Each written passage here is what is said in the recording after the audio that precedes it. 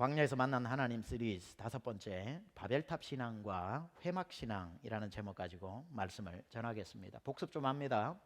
지난주에 저주에서 축복으로라고 하는 말씀을 여러분과 나누었습니다.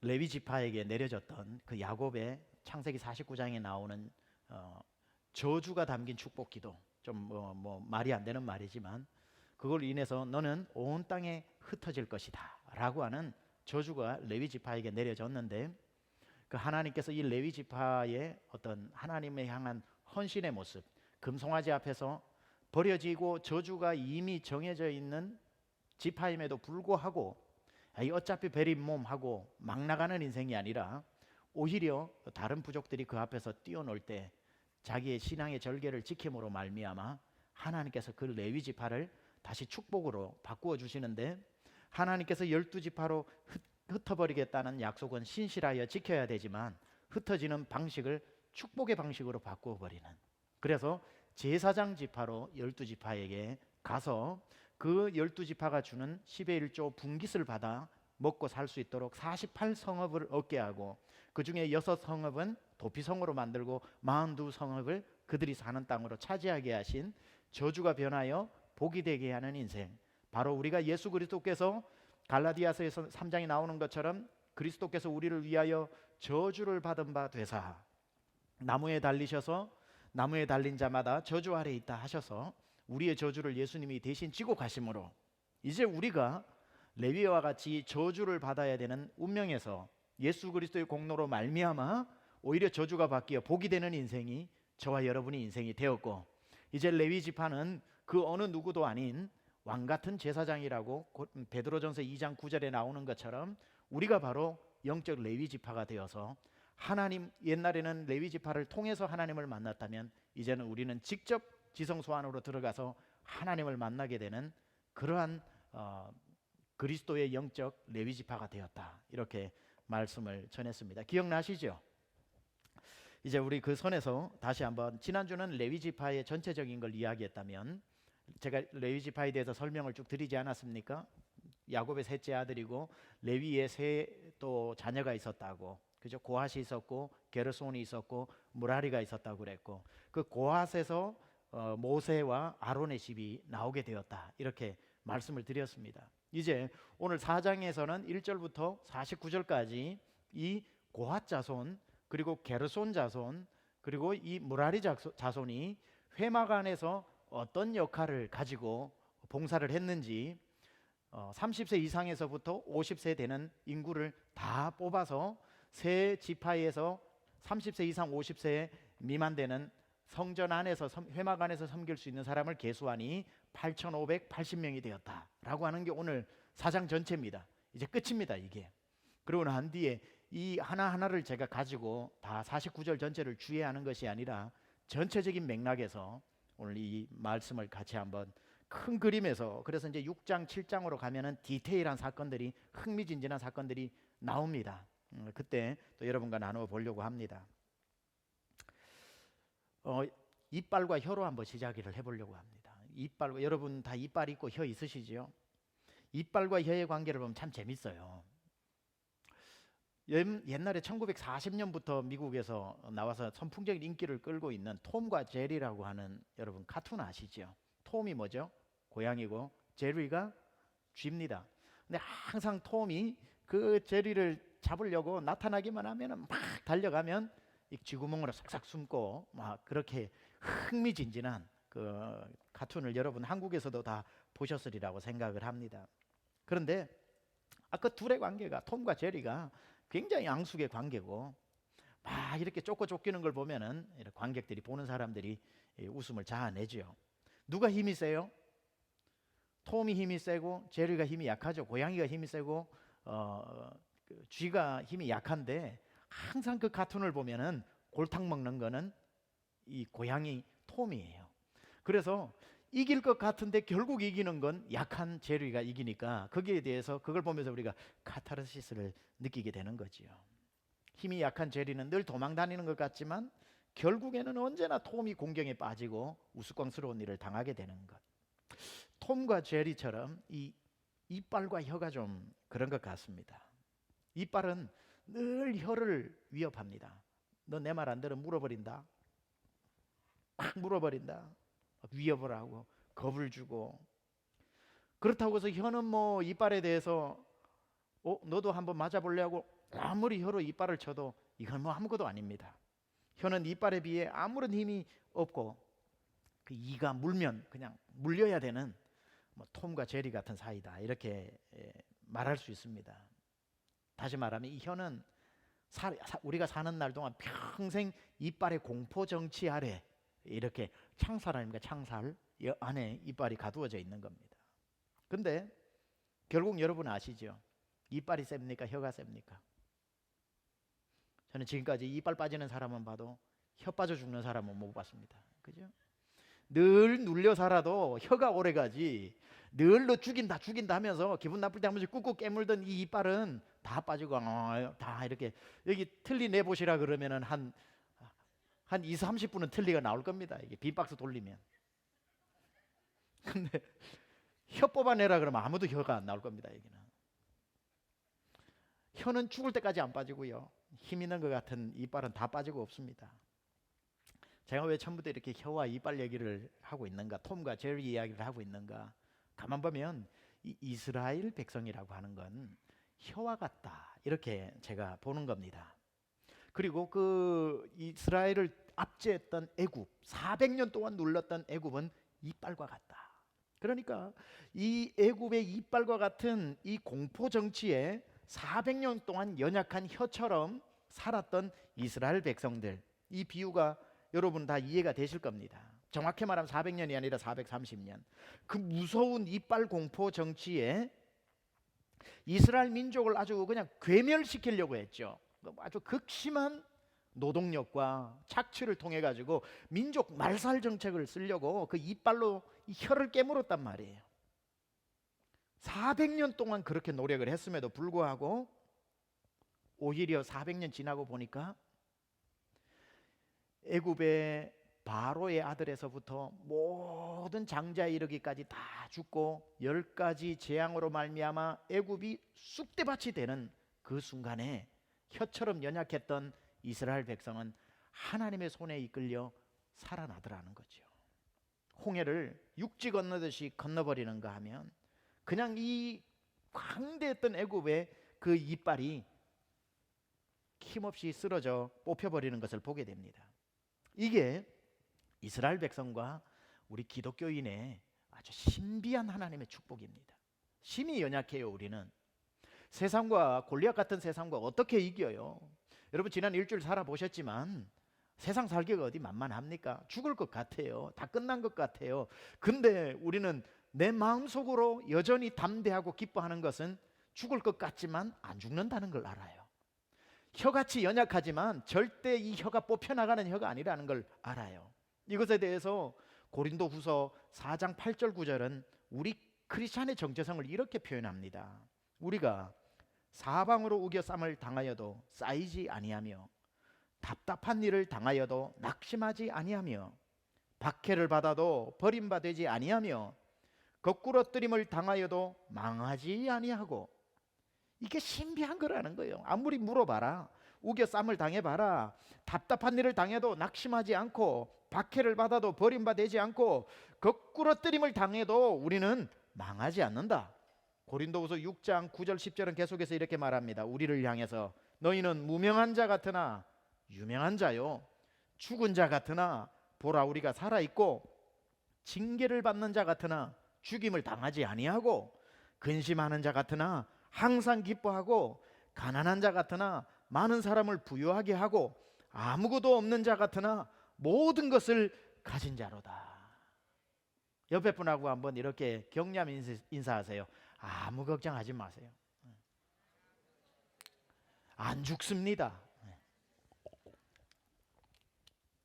이게 그리스도인들의 권세입니다.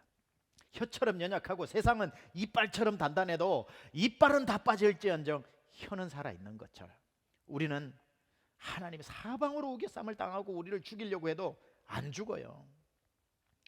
그게 이제 이스라엘 출애굽 사건이거든요. 한 줌의 모래같이 연약하기 이를 데 없는 이 이스라엘 백성들을 얼마나 열강이 죽이려고 합니까? 보세요. 애굽에서 죽이려고 했죠. 400년 만에 하나님 건져내시죠. 그러니까 광야에서 죽이려고 하죠. 하나님이 만남의 추락이 내려서 먹이시죠.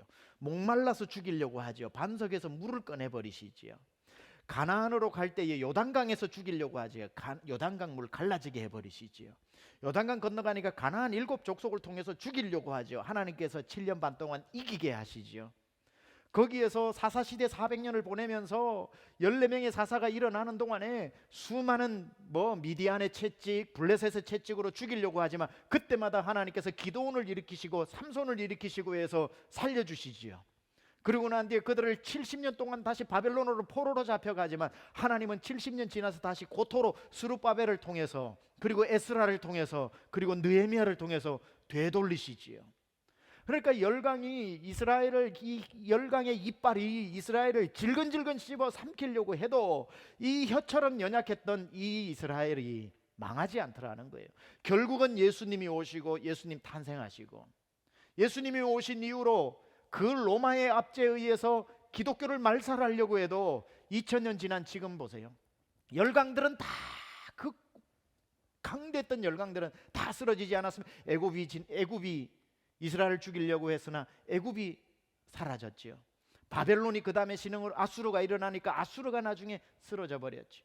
나중에 바벨론으로 포로로 잡혀갔다 왔지만 바벨론도 역사 속에서 흔적도 없이 사라져 버렸죠. 물론 그 전통들은 있지요. 바벨론이 지나고 난 뒤에 페르시아에 멸망하게 되죠. 페르시아는 지금 이란 아닙니까? 바벨론 지금 이라크 아닙니까? 그 페르시아에 의해서 또 핍박을 받지만 그래도 지금 페르시아의 그 강대국 다 사라져 버렸죠. 페르시아가 헬라 알렉산더 대제에 의해서 또 그리스에 의해서 다 망하지만 그리스 다 또 사라져 버리고 로마가 들어오죠. 로마가 강성했지만 476년에 또 사라져 버렸죠. 역사 속에 모세 때부터 지금까지 3500년이 지났는데도 수많은 영원할 것 같은 열강은 다 사라지고 기독교를 핍박했던 그 어마어마한 나라는 다 사라졌지만 입안의 혀처럼 물리면 물려야 되는 연약한 교회는 지금도 가장 왕성하게 수십억의 인구가 그리스도 이름을 찬양하고 살아있는 하나님의 공동체로 살아있지 않습니까? 이게 교회의 능력이고 이게 그리스도인의 능력이고, 우리가 사방으로 우겨쌈을 당해도 쌓이지 아니하고 답답한 일을 당해도 낙심하지 아니하고 박해를 받아도 버림받지 아니하고 거꾸로 뜨림을 당해도 망하지 않는 존재가 우리라는 거죠. 염려하지 마시라는 거예요. 이게 그리스도인의 권세입니다. 자, 이렇게 430년 동안이나 묶여 있다가 광야로 나오게 된 이스라엘 백성들이 약 아이들까지 200만 명입니다. 남자만 18세 이상으로 60만 명이니까, 남자 한 명이 60만 명이니까 와이프가 있으면은 와이프 자녀가 둘만 있어도 바로 200만 명이 되는 것이요. 그 사람들이 200만 명이 나와서 여러분 광야에서 40년 동안 살아낼 수 있을 것 같아요? 불가능합니다. 40일이야 살겠죠. 200만 명이 광야에서 40년을 살아요? 못 삽니다. 그런데 살아냈어요. 어떻게 이스라엘은 40년 동안 광야에서 그 모래바람과 싸우고 정갈과 뱀이 울거리는 밭을 지나가고 전염병과 싸워야 되고 배고픔과 싸워야 되고 목마름과 싸워야 되는데, 어떻게 그 광야에서 지나갔다 죽어야 정상인 그 이스라엘 백성이 지금 지나고 보니까 전 세계 노벨상의 3분의 1 다 유대인들이, 그리고 그 히브리우 민족이라 그러죠. 하비루라 그럽니다. 하비루 민족들이 이 광야 생활, 누가 애국 같은 강대국에서 한 줌도 안 되는 그 이스라엘 백성들이 나와서 광야를 지나가던 그 민족이 섬기던 하나님이 오늘 세미한교회 여러분이 부르는 하나님이 될 줄 누가 알았습니까? 아무도 상상 못하는 거예요.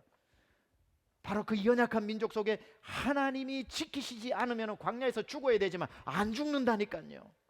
그 아무도 아이고 저것들 나가다가 광야에서 다 굶어 죽겠지 했는데 굶어 죽기는 왜 굶어 죽어요? 그 하나님이 오늘 최병나게 하나님이 되어버렸는데, 그렇다면 어떻게? 죽어야 마땅한 이들이 광야에서 살면서 40년 동안 200만이 죽지 않고 지금 오늘날까지 그 여호와의 이름이 온 세계 열방까지 땅끝까지 이르러 증거되고 있는 것이니까, 도대체 40년 동안 이스라엘 백성들을 지탱해 준 그 믿음은 무슨 믿음인가? 몇 번 말씀드렸지만 바로 이들의 믿음이 아주 독특한 것은 회막 중심의 믿음이었다. 회막의 신앙. 이스라엘 진영의 배치도 오늘 아까 2주 전에 있었던 거 한번 준비해 주세요. 이스라엘 진영의 배치도가 보여주는 은혜 한번 혹시 있나요? 그거 한번 이따 나중에 준비 좀 해주세요. 2주 전에 제가 여기 나오네요. 요 그림 그대로 동쪽으로 towarding the east 행진해 나가는 겁니다. 이 그림이 뭉개지지가 않아요. 항상 이 가운데 성막, 회막, 태버네클이 있었던 겁니다. 이 200만 명 지금 이렇게 보니까 뭐 이거 스크린 하나에 나오지만 이게 광활하지 않겠습니까? 200만 명의 텐트인데, 그러나 그 200만 명 공동체 맨 가운데 하나님을 모시고 사는 회막 공동체였기 때문에 광야 40년이 아니라 3,500년 동안, 모세로부터 3,500년, 아브라함으로부터 4,000년 이 역사 동안 하나님이 이 백성을, 혀보다도 약한 백성을 지켜내셨다는 겁니다. 이스라엘 진영 배치도를 보면 200만 명 한중앙에 하나님이 계셨고, 모든 사람들은 이 회막을 중심으로 해서 바라보고 살았고, 그리고 이 회막 중에 성막 있죠. 성막 여기 그림 있죠. 성막 여러분 보시는, 맨날 이쪽만 보니까 이쪽에 있죠. 성막 중에 게르손 자손이라고 하는 쪽, 이쪽 편에 있는, 그러니까 서쪽이죠. 서쪽 저 끝이 지성소입니다. 저 지성소로 항상 하나님께서 불기둥과 구름기둥으로, 낮에는 불이 오면 안 보이죠. 구름기둥으로, 밤이 되면 구름은 안 보이니까 불기둥으로 바뀌어 가지고 하나님이 지금 회막에 임해서 당신들을 다스리고, 너희들을 다스리고 통치하고 보호하고 인도하고 있다고 하나님이 직접 말씀해 주시는 겁니다. 그래서 저기에 성막 왼쪽 편으로 하나님의 불기둥과 하나님의 구름기둥이 임할 때에 유다, 이삭을, 스불론, 르우벤, 시몬, 가, 베냐민, 므낫세, 에브라임, 납달리, 아셀, 단. 원래 단이 맨 왼쪽으로 납달리 쪽으로 가고 납달리가 했는데 저건 잘못됐어요. 배치가, 이 그림이. 단이 원래 납달리 쪽에 있어야 되고 납달리가 단 쪽에 지금 가 있어야 되는 거예요. 단, 아셀, 납달리 이렇게 해서 12지파가 있는데, 이 12지파는 회막 중심으로 어떻게 모여 있어야 되냐면은, 여러분 아무리 하늘에서부터 땅으로 내리는 불기둥과 구름기둥이라고 해도 멀리 가게 되면은 그 구름기둥과 불기둥이 안 보입니다. 언덕이 있어서도 안 보이고, 너무 멀어서도 안 보이고, 지평선에 가려서도 안 보이고. 그러니까 이 사람들은 언제나 이 구름기둥과 불기둥이 보이는 반경 안에서 살게 한 거죠. 그래서 흩어짐을 면하게 하는 겁니다. 구름기둥과 불기둥을 보면서 자기들은 항상 회막신앙, 여호와 중심의 신앙, 신정공동체를 유지했던 거죠. 아, 하나님이 오늘도 우리 가운데 임재해 계시는구나. 하나님이 오늘도 우리를 다스리고 계시는구나. 그래서 누구든지 구름기둥, 불기둥이 보이지 않는 곳까지 가면은 you went too far. 너무 멀리 갔다는 거예요. 빨리 돌아오라는 거예요. 불기둥, 구름기둥이 보이는 곳에 있어야 you are safe. 안전하다는 거예요. 그래서 언제나 구름기둥, 불기둥. 여러분의 삶에 구름기둥, 불기둥이 요즘 안 보인다며 you went too far away. 너무 멀리 갔다는 겁니다. 빨리 돌아오셔야 됩니다. You must come back soon. 여러분 삶에 구름기둥, 불기둥이 보이는 곳에 있는 성도가 안전한 성도인 겁니다. 그게 회막신앙인 거예요. 여러분 삶에 요즘 하나님의 임재가 안 느껴져요. Presence of God, 하나님의 임재가 안 느껴져요. 제가 게이트웨이 철치 라본 모리스 목사님 설교를 듣다가 참 중요한 한 가지를, 그분이 참 가끔씩 굉장히 인사이트풀한 설교를 하는데, omnipresence and presence of God이 다르다는 거예요. omnipresence와 the presence of God이 다르다. 무슨 말? omnipresence는 하나님이 모든 곳에 계신다는 거예요. 여러분 이제 아멘 하시죠? 그게 omnipresence입니다. 하나님은 무소부재하신 하나님이다.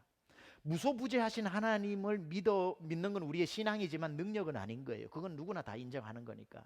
능력은 뭐냐면은 omnipresence 하신 하나님이 나에게 presence of God, 나에게 임재하시는 하나님이 중요하다는 거예요.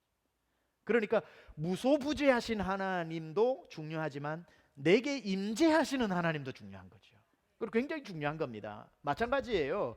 아, 하나님이 성막에 구름기둥, 불기둥으로 임하셨구나. I believe it. 나는 I know it. 그걸 아는 게 중요한 게 아닌 거죠. 그 구름기둥, 불기둥이 내 눈에 보여야 되는 거고, 내 삶에 임해야 되는 거고, 그게 내 삶에 임재되어져야 되는 거죠. 그래서 이 회막을 중심으로 이스라엘 백성은 절대로 어디 갔어요? 그 계속 띄워놓으세요. 괜찮아요. 제 얼굴 안 보여도 괜찮아요. 네. 에브라임이 안 보였다. 이 구름 기둥이 빨리 돌아오라는 거예요. 빨리 돌아오라는 거예요. 유다가 한참 뭐 전쟁하다가 구름 기둥, 불 기둥이 안 보였다. 돌아오라는 거예요. 그래서 이스라엘을 이 광야에서 흩어져 죽지 않게 하고 하나로 신정 공동체로 유지해서 200만 명 다 살려내는 하나님의 방법이었던 거지. 그런데 인류 역사 속에서 이와 이 회막 신앙하고 비슷한 그림이 한 군데 나와요. 아마 설교 듣다가 눈치 빠른 분들은 그거 꼭 그거 같다 이런 느낌을 가지셨을 텐데 바벨론 사건입니다. 바벨탑 사건입니다. 바벨탑 사건. 창세기 11장에 여러분 잘 아시지요?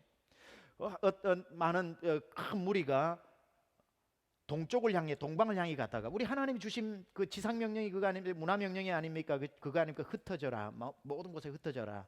머물러 있지 마라. 유목민으로 흩어져라. 농경 문화는 아직 아니다. 그런데 사람들이 가다가 너무 좋은 땅을 만나니까 머물게 된 거지요. 시나리라고 하는 평지. 재미지 않습니까? 시나리라고 하는 곳에 도착을 했고 오늘 이스라엘 백성들이 회막을 처음 만든 데가 시내산이고 굉장히 비슷한 어원을 가지고 있습니다.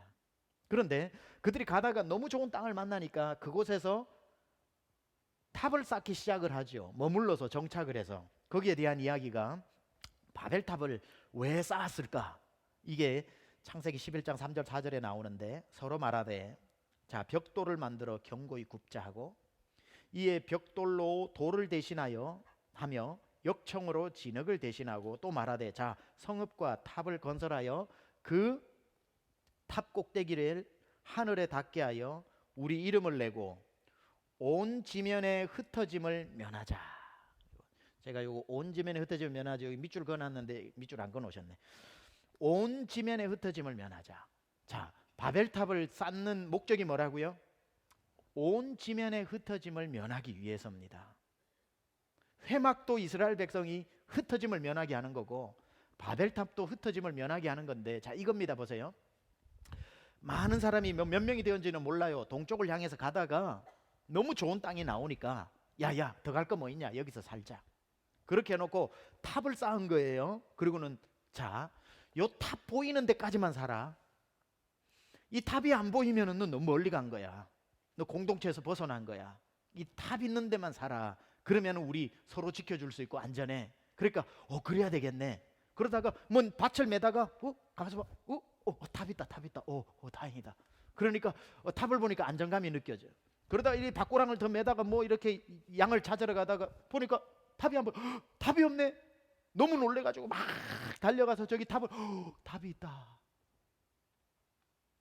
이렇게 바벨탑이 보이는 반경 내에서 살게 함으로 이제 그들 속에는 하나님이 사라지고 탑이 자리를 하게 되면서 그들의 안전의 원인이 탑이었던 거죠. 탑이 보이면 나는 안전하고 탑이 안 보이면 나는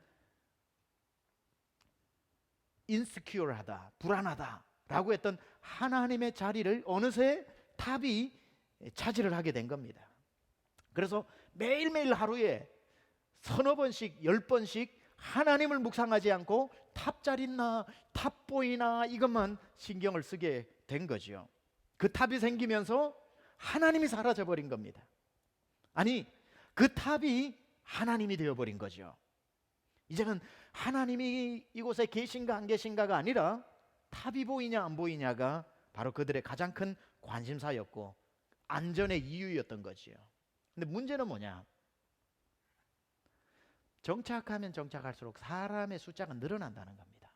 그러니까 이 텐트를 쳐야 하는 그들이 쳐야 하는 구역이 넓어질 수밖에 없어요. 그러니까 할 수 없이 넓어져야 하니까 그 사람도 볼 수 있게 하기 위해서는 탑이 높아질 수밖에 없는 거죠. 그래서 계속해서 10,000명이 모여 살 때는 탑이 요만큼만 높으면 되는데 좀 시간 지나 10만 명이 되면은 10만 명이 다 봐야 되니까 탑이 이만큼 높아지고 나중에 100만 명이 보려면 탑이 이만큼 높아져야 되고 1000만 명이 모이면은 이제는 하늘까지 닿아져야 되는 이제는 그 탑이 1000만 명을 통치하는 제왕적 자리에 오르게 된 거죠. 1000만 명이 탑만 바라보는 거예요. 1000만 명이 하나님을 보는 게 아니에요. 이제는 이 하늘까지 올라가 하늘의 자리를 차지할 정도로 바벨탑이 높아져서 제왕적 통치를 했던 그것을 보고 하나님이 흩어지게 하기 위해서 바벨탑을 무너뜨리게 된 거죠. 이건 우리에게 주는 영적 교훈이 큽니다. 여러분이 살다가 바벨탑을 안 짓는다는 보장이 없습니다. 바벨탑은 아주 쉬운 겁니다. 하나님의 자리를 대신하고 여러분의 안전을 책임져 주는 그게 바벨탑입니다. 하나님보다 더 생각하고 하나님보다 그게 있음으로 더 기뻐하고 하나님보다 그게 없으면 더 불안해하고 돈일 수가 있겠죠, 관계일 수가 있겠죠, 뭐 출세일 수가 있겠죠, 비전일 수가 있겠죠, 학위가 될 수가 있겠죠. 뭐든지 간에 다 좋고 중요한 겁니다. 그게 왜 안 중요해요? 그런데 그것 때문에 기쁨과 슬픔을 온통 좌지우지하고 그것 때문에 하나님을 생각하는 게 사라졌다면 하나님은 죄송하지만 그거 무너뜨려 버리실 겁니다. 그게 비즈니스라도 그게 학위라도 그게 사람 관계라도 하나님 다 찢어 놓으실 거예요. 바벨탑 무너지듯이 무너지게 할 겁니다. 그래서 제일 현명한 사람은 알아서 하나님이 무너뜨리기 전에 하나님 앞에 굴복하는 겁니다.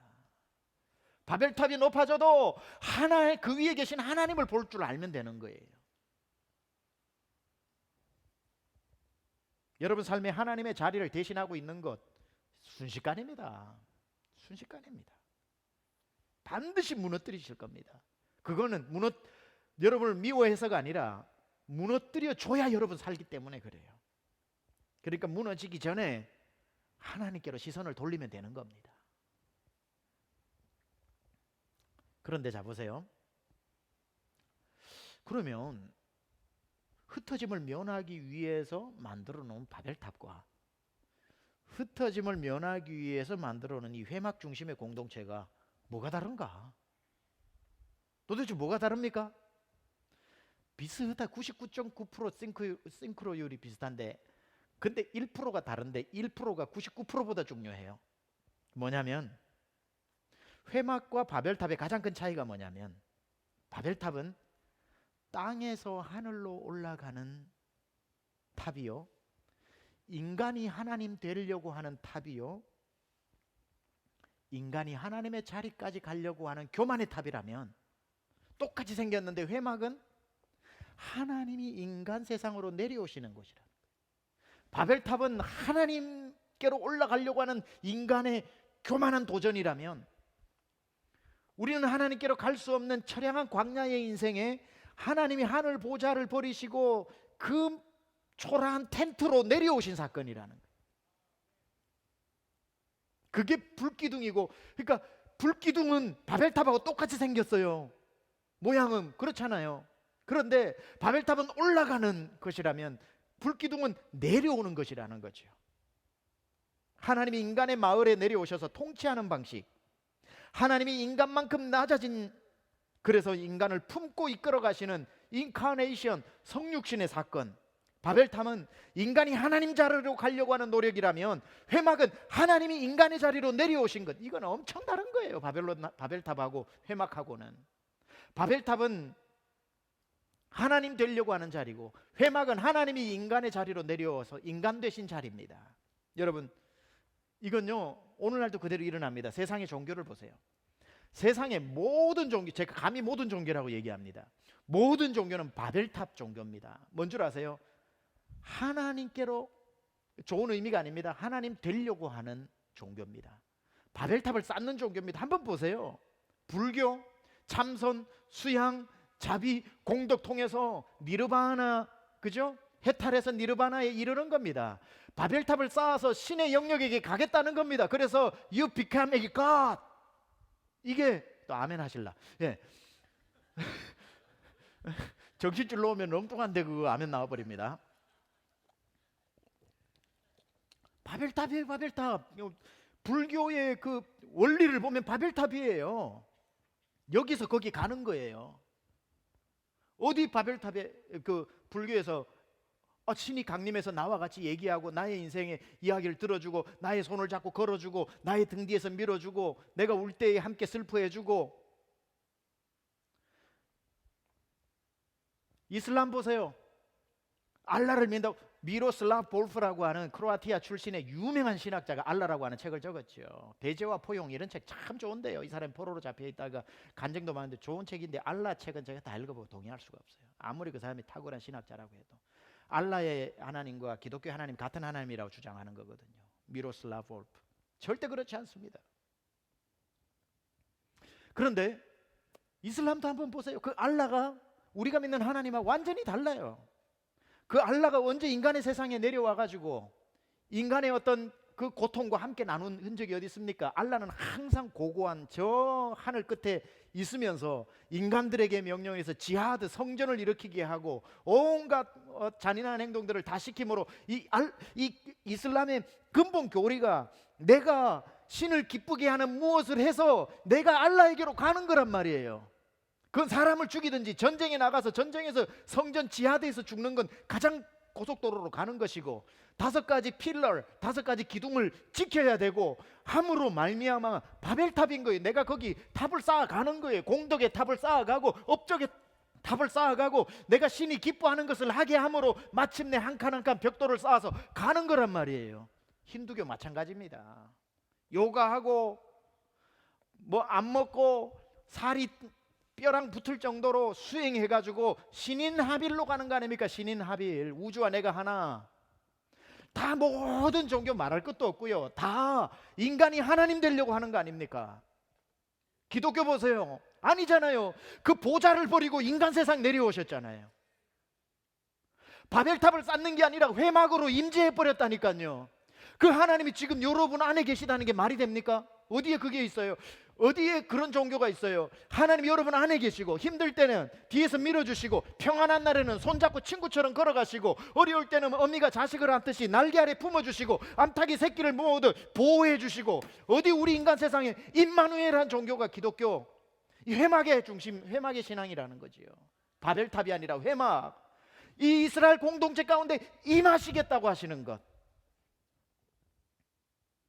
이걸 40년 동안 이스라엘 백성들이 살아날 수 있었던 가장 중요한 것이 뭐냐면은 하늘에서 하나님이 지켜보면서 야야야 뭐 지시 내린 게 아니라 하나님이 그들 가운데 내려와 버리신 사건. 이게 회막 중심의 사건이라는 거죠. 오늘 하나님이 여러분의 삶의 가장 깊은 곳까지 임재해 계신다는 건 굉장히 놀라운 사실입니다. 이런 차별성을 알아야 돼요. 종교의 차별성을.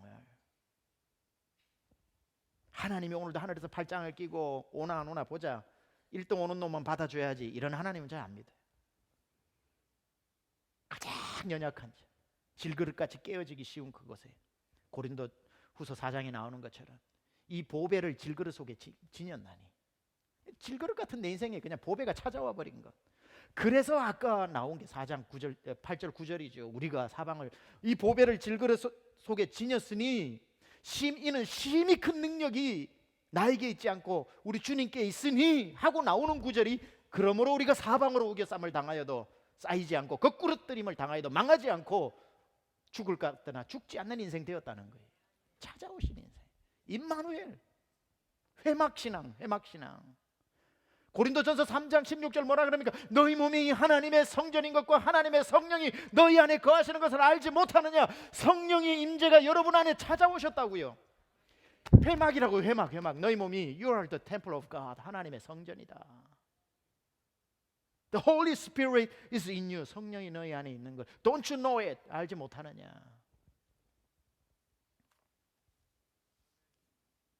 기독교는 회막의 종교. 하늘이 땅으로 내려온 종교. 뜻이 하늘에서 이룬 것 같이 땅에서도 이루어지리이다. 마태복음 6장에 주님 가르쳐 주신 기도에 나오는 가장 중요한 핵심. 구름기둥 불기둥으로 내려오셔서 보세요. 배고플 때 만나 내려주시는 하나님. 갈 길 모를 때 길이 되어주신 하나님. 강물이 넘쳐 무서워 못 걸을 때는 강물을 마르게 하신 하나님. 바다가 첩첩 그냥 끝이 안 보일 때 홍해를 갈라버리시는 하나님. 목마르다고 외칠 때에 바위를 쳐서 물을 내서 목을 죽여주시는 하나님. 광야 생활 오랫동안 영양분이 부족할 때는 메추라기를 떨어뜨려 가지고 프로틴을 채워주시는 하나님. 이런 하나님이 어디 있습니까? 제가 왜 이거 서론입니다.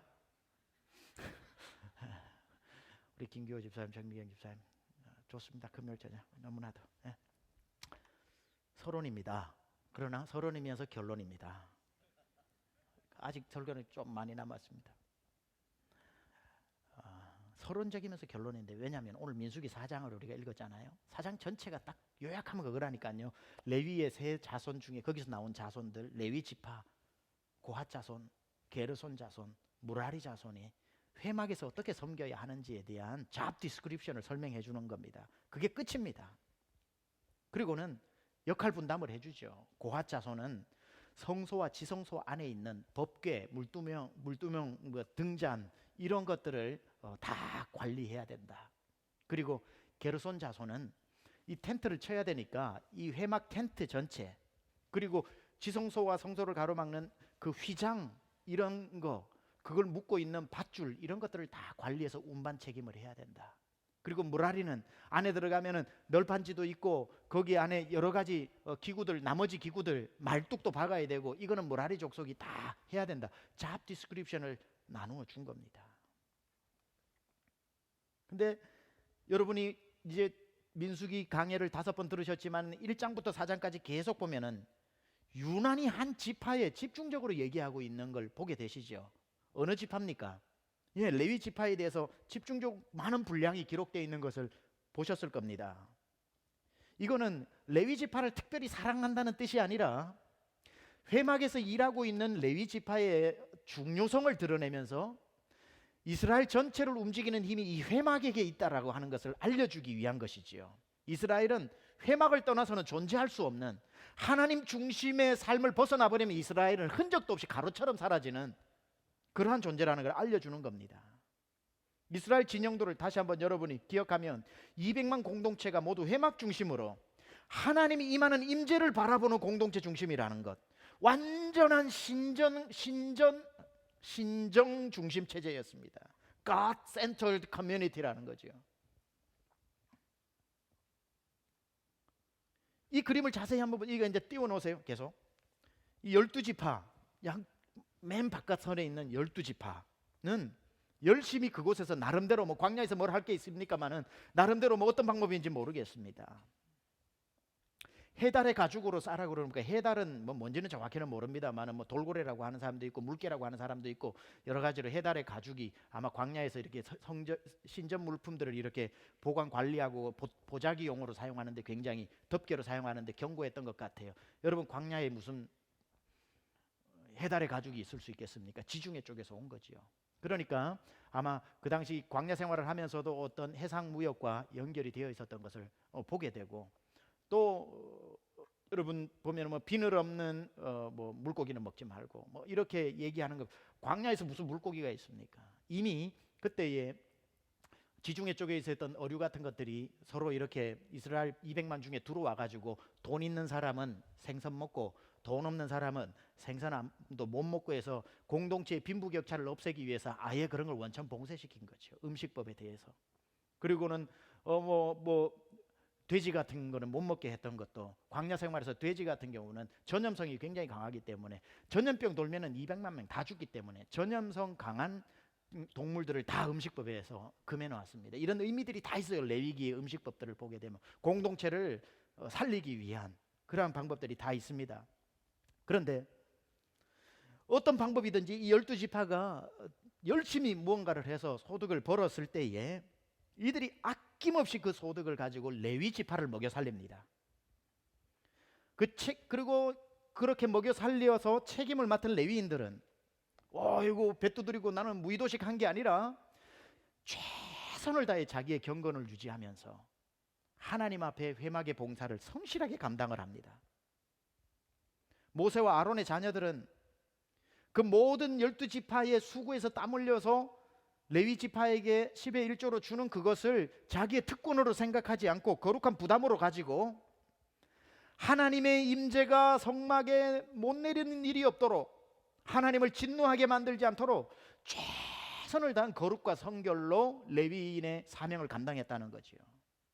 그래야 이 지성소로 하나님의 임재가 임해야 12지파 모두에게 하나님의 축복이 흘러가기 때문에 이스라엘의 흥망성쇠는 칼과 창에 있는 것이 아니라 하나님의 임재에 철저히 달려있다는 것을 알았기 때문에 레위인의 사명은 12지파가 주는 거 먹고 배 두드리는 게 아니라 그로 말미암아 그런 생계의 보장이 되어짐으로 최선을 다해 성막에서 섬김으로 하나님의 지성소로 임하는 불기둥과 구름기둥이 멈추지 않게 함으로 그 복이 결국은 레위인들이 받는 게 아니라 12지파가 받게끔 하는 것. 이게 이 그림의 완벽한 그림입니다. 하나님의 뜻입니다. 하나님을 중심에 모시고 살면 하나님이 다스려 주시고, 하나님이 이스라엘의 불기둥과 구름기둥으로 임재하시면은 광야의 어떤 공격과 미디안의 공격을 만나도 안전하다. 하나님이 우리와 함께 하시면 누가 우리를 대적하리요? 라고 하는 신앙 고백이 이 그림 안에 들어있는 거지요. 이 그림을 잘 보세요. 12지파는 레위인을 먹여 살리고, 레위인은 회막에서 봉사하고, 회막에서 딱 세 지파가 잡 디스크립션이 나누어져서 하고, 그 한가운데 모세 아론을 중심으로 한 고핫 자손에 나온 아론 제사장은 그 모든 환경들을 통해서 하나님 앞에 지성소로 들어가서 하나님을 아련하는 이 완벽한 팀워크, 완전한 회막 중심의 공동체를 다 이루고 있는 거죠.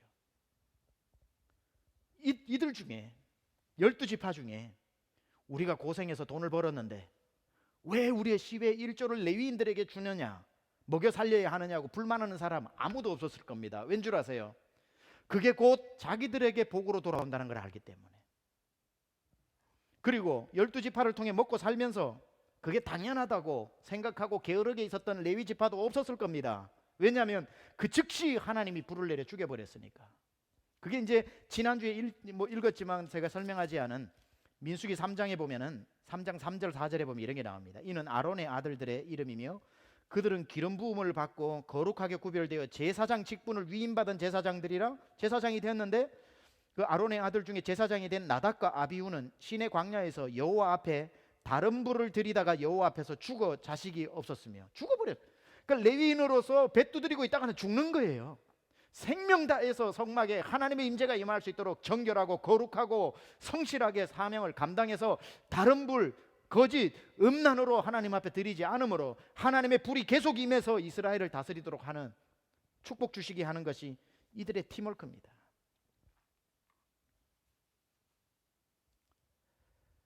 요즘 목회자 이중직에 대해서 논의하는 논의들이 많이 나오고 있습니다. 많이 들어보셨습니까? 목회자 이중직, 그 bivocational ministry. 그러니까 목회자가 직업을 가지는 거 말하는 거죠. 목회도 하면서 세상적 직업을 가지고 하는 것, 그게 맞는 거냐, 틀린 거냐, 해도 되냐, 안 해도 되냐. 여러분 어떤 것 같아요?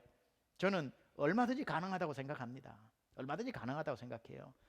왜냐하면 목사는 제사장이 아니기 때문에 이제 더 이상 여러분이 직장을 가지면 저도 직장을 가지는 건 맞다고 생각하고요. 누구나 그거는 뭐 여러분이나 저는 목사로 세워져 가지고 신학 공부를 하고 여러분에게 하나님의 말씀을 가르치는 포지션으로 디퍼런한 거지 계급적인 게 아니잖아요. 그래서 얼마든지 목회자가 필요하다면 생계에 뛰어들어 일을 하는 것도 가능하다고 보면 그거는 비블리컬하지 않은 게 아닙니다. 교회를 개척했는데 헌금도 하나도 없어, 성도가 없으니까. 그렇다고 해서 뭐 후원해주는 그 큰 교회들도 없어, 생개척을 했는데 그럼 뭘 통해서 먹고 살겠습니까? 뭐 성도도 없는데 신방 갈 일도 없고 남는 게 시간인데, 그러면 뭐 어느 정도 가능하겠죠. 가서 일하는 거 저는 가능하다고 봅니다. 그런 차원에서 목회자의 이중직 얼마든지 가능하고 비성경적이다 생각하지 않습니다. 저도 상황이 그렇게 되면 그렇게 할 수 있는 거죠. 목회자가 이렇게 생각하는 거는 건강한 마인드라고 생각해요. 제가 이렇게 생각하는 거는. 근데 만약에 여러분이 그렇게 생각하면은 비정상적인 생각이라는 거예요. 제가 이렇게 생각하는 건 it's fine, it's healthy. 근데 만약에 여러분이 그렇게 생각하는 거는 잘못됐다는 거죠. 물론 이거는 교회가 어느 정도 규모가 되었을 때를 얘기하는 거겠죠. 물론 교회가 재정이 되고 환경이 되는데도 불구하고 만약에 중직들의 철학이 목회자도 일을 하고 돈을 벌어야 한다는 이중직을 요구하는, 실제로 그런 교회들이 꽤 있습니다. 저는 그건 상당한 문제가 있다고 생각을 하는 거예요. 목회자가 그런 생각을 하는 거는 아주 건강한 생각이지만 교회의 살림을 책임지고 있는 만약에 중직자들이 그런 생각을 하고 있다면 병든 생각이라는 거죠. 목회자도 일을 하고 돈을 벌어야 한다는 이중직에 대한 요구를 합니다. 그거는 뭐 성경적이냐 비성경적이냐를 따지는 게 아니라 그건 상식적으로 문제가 있다고 봐요. 인간의 보편적 상식으로도 문제가 있다고 봐요. 목사가 얼마든지 나가서 일을 할 수 있지만 그 순간 성도님들은 포기해야 되는 몇 가지가 있습니다. 신방 포기해야 됩니다. 그리고 여러분 뭐 응급 일이 일었을 때에 목회자 기다리면 안 됩니다. 돈 벌어야지 언제 그거 찾아갑니까? 그리고 주일 설교에 은혜 받을 거는 숫째 포기해야 됩니다. 설교 하나 준비하는데 얼마나 많은 여러분 에너지가 한 주에 금요일 주일 논문 2편씩을 써야 되는 겁니다. 평생 동안. 그것도 제목도 다르게 내용도 다르게. 여러분 기억도 잘 나가지고 3주 전에 3년 전에 한 것도 저거 했다 다 기억하는 여러분의 놀라운 기억력을 벗어나면서 준비하는 거 쉽지 않습니다. 근데 들었던 말 또 듣고 지난주 들었던 말 또 듣고 하시려면 it's fine. 포기해야 될 것들이 상당하다라는 것을 여러분 아셔야 됩니다. 만약 교회가 형편이 되는데도 불구하고 목회자 이중직을 당연하게 생각하면 안 된다는 거죠. 저는 이 설교 할 필요는 없어요. 여러분에게. 왜냐하면 우리 교회는 그렇게 안 하셨고 안 해오셨고 앞으로도 안 하실 거기 때문에. 그러나 저는 이 설교를 인터넷으로 나가니까 누군가를 들어서 어느 교회는 좀 정신도 차려야 된다고 생각합니다. 저는 뭐 호강하고 있는 거죠. 그래서 이걸 뭐 불만 가지고 얘기하는 거 절대 아닙니다.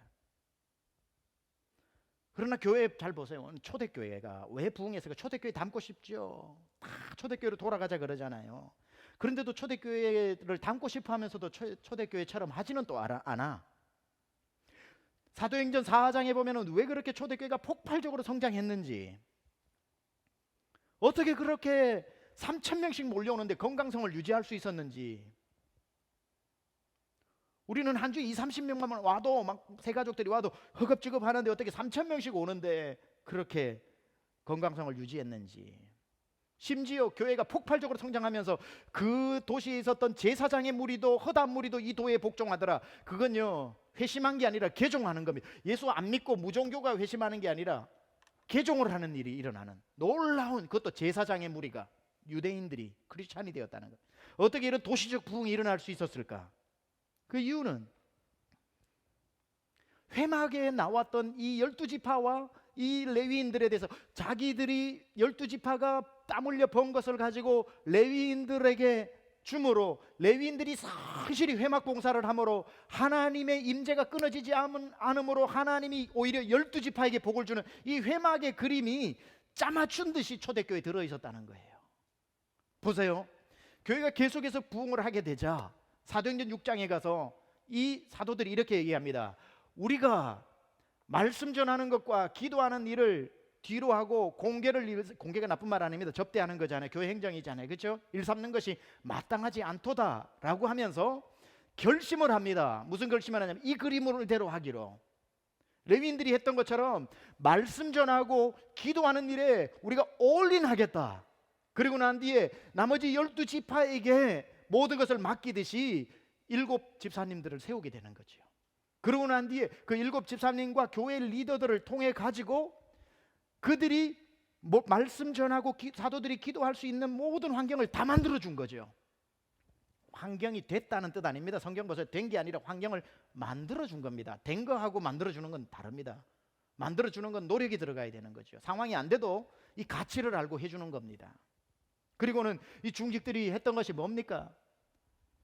목회자가 말씀 전하고 기도하는 일에 최선을 다할 수 있도록 몰려오는 성도 중에 과부도 있었고 고아도 있었고 배고픈 사람도 있으니까 자기의 전 재산들을 팔아서라도 교회를 세워나가는 그런 헌신들이 있었다는 겁니다.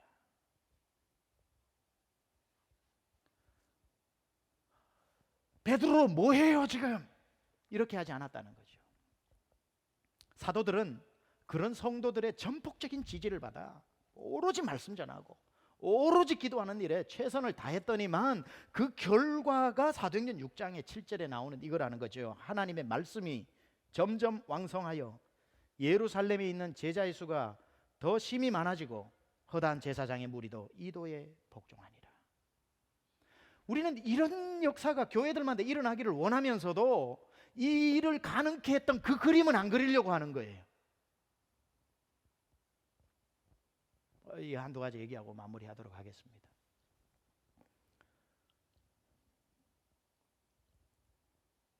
저는 정말 세미한교회의 목사라는 게 너무 행복하고요. 너무 감사합니다. 너무 감사한데 그래서 오늘 저녁 여러분을 대상으로 정말 뭐 가르친다 뭐 그것도 있겠지만 참 안타까운 게 많아요. 이렇게 다 제가 다녀보면은 정말 이 원리를 깨닫지 못한 교회들이 많아요. 목회자를 스페셜리 하나님 대접하듯이 대접하는 것도 잘못됐고요. 목회자도 자기가 하나님 대접받는 것처럼 은근히 교육시키는 것도 잘못됐고요. 더 잘못된 거는 그렇게 하지 않으려고 억지로 노력하는 성도도 잘못된 거예요. 너무 노력하는 성도님들이 있어요. 목사님도 우리랑 똑같아야 된다는 걸 힘써 노력하는 경우들이 있어요. 그렇게 노력하지 마세요. 최적의 환경을 마련해 줘야 됩니다. 그래야 목회를 말씀 전하고 기도하는 일에 전무하고요. 결국은 그 성막 안에서의 성결한 예배와 성실한 섬김이 하나님의 임재로 복 받는 건 결국은 그 사람들이 아니라 12지파라니까요. 결국 제가 말씀 준비 잘해서 복 받는 거는 말씀 은혜 받는 건 여러분이잖아요. 제가 그래파인 지나서 파머스 브랜치로 왔을 때까지 한 성도가 80명 정도 됐을 때까지 공항 라이드를 굉장히 열심히 했습니다. 공항 라이드. 그러니까 이민교회가 성장을 하려면 공항 라이드를 잘해야 됩니다. 공항 나가기를 싫어하면 교회는 성장 안 합니다. 그래서 항상 공항을 A터미널, B터미널, C터미널, D터미널, E터미널을 그냥 눈 감고 그림을 다 그려낼 수 있어요. 요즘 공항 공사가 있어가지고 조금 헷갈리긴 하는데, 그래서 열심히 이렇게 봉사를 하면서 우리 성도님들 한국 가면 이제 다 모셔다 드리고 공항에서 기도해 드리고, 그래 이제 한국 나가면서 7월 22일 날 옵니다 이렇게 얘기를 하고 들어가요. 그러면은 또 7월 22일 날 맞춰가지고 와야 되고, 그렇게 열심히 뭐 했죠. 그리고 어느 한 분이 한국을 가시게 됐어요. 그래서 태워달라고 부탁을 하셔가지고 낮에 다 바쁘니까 뭐 제가 당연히 그 기쁨으로 알고 섬겼는데, 나가면서 7월 22일 날 옵니다 이렇게 해서 아유 알겠습니다, 그때 나오겠습니다 이렇게 했는데, 뭐 한 3주 지나가지고 목양실에 앉아 있는데 깜짝 놀란 거예요. 갑자기 그날인데 까먹은 거죠. 시계를 딱 보니까 아유 오늘이 그날이라 벌떡 일어나가지고 교회 벤차를 딱 키를 들고 막 나가려고 보니까 벌써 시간이 공항에 비행기가 막 들어와 있는 시간이라서 급해졌어요. 막 나가려고 하니까 그때 우리 교회에 하루 종일 이렇게 나와서 이렇게 교회를 돌보던 분이 계셔요. 그분이 이제 가는 저를 다 부르죠. 목사님 어디 가세요? 아무개 누구 성도님 지금 한국에서 오는 시간인데 내가 시간을 놓쳐가지고 지금 막 급하게 나가야 된다. 목사님 잠시만요. 바쁜데 왜 그러시냐고. 목사님 한 가지만 질문을 할게요. 그래서 뭔데요? 제가 한국 갔다 올 때도 목사님 나오실 겁니까? 그러더라고요. 그래서 당연히 뭐 시간 되면 가고 못하면 다른 사람 부탁해야죠. 그러면 김 집사님, 이 집사님, 박 집사님, 최 집사님 갔다 올 때 목사님 다 나오실 수 있습니까? 그래서 저는 교회가 그때 80명, 어른 80명 꽤 커졌는데도 이 정도면은 목사님 변함없이 초심을 지킨다고 칭찬해 줄 줄 알았는데, 그렇게 막 바쁜데도 붙잡고 얘기를 하니까 왜 이러시나 이분이 하다가 시간 되면 하고 뭐 안 되면 딴 분한테 부탁해야지 왜 그러세요? 그분이 고개를 흔들면서 목사님 다 해주실 수 있으면 하시고 다 해주실 수 없으면 하지 마세요. 해준 사람은 고마워하겠지만 안 해준 사람은 서운합니다. 그렇게 얘기를 하더라고요. 그분이 그렇게까지만 이야기했다면 아무 도움이 안 되겠지만 열심히 하는 목사 박수는 못 쳐주고 괜히 저러시네 이러겠는데, 그분이 제가 아주 잊을 수 없는 은인인 게 그 말을 하고 키 주세요 목사님, 제가 갔다 올게요. 키를 뺏어서 그분이 공항으로 가고 그때부터 제가 공항 졸업한 줄로 믿습니다. 자, 여기에서 목사는 공항 나가면 안 된다 아니죠. 자, 그 말 하는 거 아니죠. 지금도 공항 나갈 일 있으면 나갑니다. 저는 그분이 그렇게 가는 것을 보고 제 마음 가운데 아유 이제 해방이다 생각나는 게 아니라, 저런 성도님 계신데 내가 정말 말씀 준비 잘해야 되겠다, 정말 내가 저분들을 위해서 기도 많이 해야 되겠다, 이 마음 안 들겠습니까? 안 들면 나쁜 목사죠. 정상적인 뭐 훌륭한 목사도 필요 없어. 정상적인 목사면 그 생각 듭니다. 떨어진 주지 목사가 주면 안 되나요? 당연히 김 집사님 와서 주우세요. 나쁜 목사죠. 주어야지요. 그런데 목사가 만약에 휴지를 줍고 있다고 하면 여러분 같이 와서 목사님 말씀 준비해서 제가 주울게요 하는 게 정상 아닙니까? 근데 대부분 이거는 비유입니다. 대부분 교회들은 우리 목사님은 1000명 되는데도 아직 휴지 주하고 뒤에 박수 쳐줍니다. 그냥 초심이 바뀌지 않았다는 것 때문에. 박수 쳐주는 고마운데요, 그거 잘하는 거 아닙니다. 빨리 뛰어와가지고 목사님 뭐 하세요? 빨리 성경 한 구절 더 읽으세요 하는 게 맞는 거지요. 결국은 그 말씀이 대충 준비해서 오늘 저녁 여러분에게 말씀 대충 오늘 하고 갈까요? 그러지 않잖아요. 트레일러 하우스에서 2년 반, 약 3년을 살았습니다. 트레일러 하우스에서 그때 우리가 세 번째 말실레인으로 가서 뭐 이민교회에서 자랑할 만한 건물로 들어갔습니다. 너무 좋은 건물로 들어가다 보니 목사도 너무 좋은 데로 살게 뭐 하고 뭐 이것저것 헌금을 하다 보니까 없어서도 그렇지만 트레일러 하우스에서 살자. 교회 커진다, 목사 커지면 안 된다. 저희 아내하고 얘기를 하고 트레일러 하우스 가서 살았습니다. 아무 문제 없었습니다. 2년 지나고 나니까 우리 딸이 조금씩 초등학교 다니면서 조금씩 학년이 올라가니까 학교에서 이상한 소리를 듣고 오는가 봐요. Rachel, you live in trash house. 트레일러 하우스를 애들은 trash house라 그런다는 거예요. 아빠, do we live in trash house? No, not at all. 누가 얘기를 했어? 친구들이 자꾸 trash house라 놀린다고 그러니까 마음은 안 좋죠, 부모로서. 그래도 이제 불러놓고 그러니까 하연아, 사람은 어디서 사는 게 중요한 게 아니라 우리가 누구냐는 것이 중요하단다. 이러면서 정신교육 아무리 시켜봐야 애들 안 들어요. really? 이렇게 안 해요, 애들은. 안 좋으면 그냥 안 좋은 거예요. 그렇게 이만저만 하다가 2년 반 정도 됐을 때 도둑님이 들어와서 우리 집에 있는 모든 것을 싹쓸이 해주시는 바람에 우리 안수 집사님들이 급하게 캐롤턴에 있는 하우스로 이사를 갈 수 있도록 배려를 해줘서 하우스를 얻어서 가게 되었습니다. 저는 지금까지도 가장 고마운 분이 그 도둑님이지요. 그래서 들어가긴 들어갔는데 나오기도 좀 그렇고 하다 보니까 이제는 좀 나가도 될 거가, 왜냐 교회가 그때는 한 500명 넘어가고 했으니까 이제는 500명 넘어가는 교회 뭐 목사는 어느 정도 살아야 되는데 이런 기준은 없지만 트레일러 하우스 사니까 우리 안수 집사님들도 뭐 우리 인관섭 장로님도 그때 계셨고 하시면서 목사님 이런 데 사시는 거 우리가 이제 사람들한테 욕 먹습니다. 계속 얘기를 해서 이만저만한 마음이 있는 찰나에 그냥 도둑님이 와가지고 확 가져가 버리시는 바람에 그때 이제 가게 됐죠. 갔어요. 가게 되니까 우리 성도님 중에 한 분이 저를 보고 밝은 화를 냈습니다. 목사님 이사 가셨어요? 예. 나는 우리 교회 목사님 성도가 500명이라도 트레일러 하우스 산다고 자랑하고 다녔는데 이제 자랑할 게 없잖아요. 저 정말 그날 슬펐습니다. 목회자 초심 안 변하려고 노력하겠습니다. 최선을 다해 주님 앞에 목사로서 조심하려고 노력할 겁니다. 고맙고요. 여러분이 저희의 초심을 노력해서 지켜주게 하시는 거 고맙고요. 기도해 주시는 거 고맙지만요, 그거는 정상적인 생각은 아닙니다. 박수 쳐주고 그냥 우리 목사님 저런 데서 한다고 박수 치고 자랑하는 게 여러분의 임무가 아니라 목회할 수 있는 환경을 마련해 주는 게 성도의 몫입니다. 그걸 지나치게 사치스럽게 악용하는 목사는 벌 받아야죠. 사임도 해야죠. 제가 그 얘기하는 거 아닙니다. 그건 제 몫입니다. 제 인간 됨됨이에 따라서 그래도 겸손할 사람이 있고 조금만 박수치면은 교만해가지고 금방 하나님한테 버림받는 사람 있어요. 그러나 성도님들은 목회할 수 있는 최적의 환경을 마련해 주는 것에 인색해서는 안 됩니다. 그게 목사 잘 살게 만들고 내 헌금 가지고 목사 잘 사네 생각하지 마시고요, 이 그림을 생각하세요. 성전에서 제사 지내고 예배할 수 있는 최적의 환경을 12지파가 전심으로 일을 해서 그들의 10의 1조를 내어놓았을 때에 진심으로 하나님 앞에 회막에서 봉사했던 그 레위인들로 말미암아 결국 하나님의 불기둥과 구름기둥이 임해서 복을 받는 사람은 12지파였다는 거예요. 결국은 성도에게로 돌아가는 이 이스라엘의 회막의 그림이 초대교회의 예루살렘 교회에 그대로 붕어빵처럼 재현되어졌고, 그것이 재현되어지는 교회들일수록 이런 초대교회의 붕의 역사는 일어난다는 거죠. 우리 여러분 앉혀놓고 그러니 목사한테 잘하라는 뜻 아닙니다.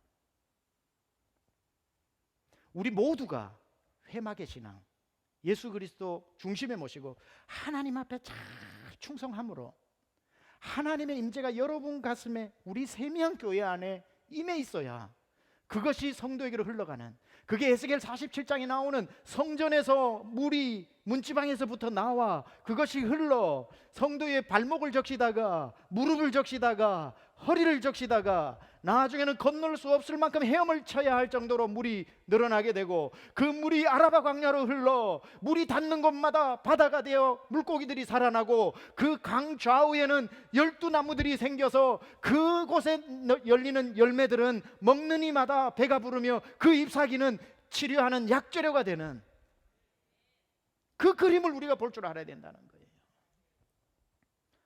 이게 중요하고, 이스라엘 백성을 40년 동안 하나님이 죽이지 않고 혀같이 연약하지만 살려야 되기 위해서 장장 1장, 2장, 3장, 4장까지 레위인과 회막이 이렇게 중요하다고 지금 설교하고 계시는 거예요. 이 엄청난 구절을 할애해서 레위인들과 성막과 회막에 대한 이야기를 하고 계시는 것이 너희가 이것 때문에 산다는 거예요. 이 믿음을 지키십시오. 여러분, 오늘 금요일 저녁 나와 기도하시면 정말 잘하시는 겁니다. 여러분 마음에 불기둥 구름기둥 사라지지 않도록 바벨탑이 쌓아지는 게 아니라 하나님의 회막의 임재가 여러분에게 임하고, 오늘 저녁 여러분의 삶에 오늘 말씀 듣다가 다시 일주일 동안 잘 세상에서 그냥 무감각하게 살다가 다시 영이 스티뮬레이트 자극되어져서 지금 기도하고 싶은 마음 들잖아요. 이래야 되는 거예요. 은혜 자리로 나와야 되는 거예요. 말씀을 듣다가 다시 한번 정신 차리게 되는 거예요. 오늘 기도하면서 가물어 메마른 땅에 단비를 내리시듯 성령의 단비를 부어 새 생명 달라고 기도하는 겁니다.